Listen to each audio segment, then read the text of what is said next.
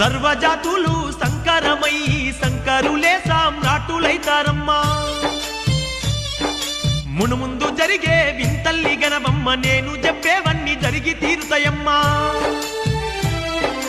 వావి వరసలు మచ్చు కన్నా లేక మానవత్వమే సచ్చిపోతుందమ్మా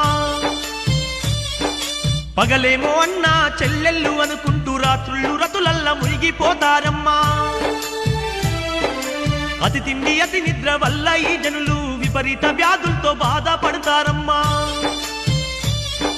స్థిర నివాసము అన్నది లేక ప్రజలు రోజు సంచరిస్తుంటారమ్మా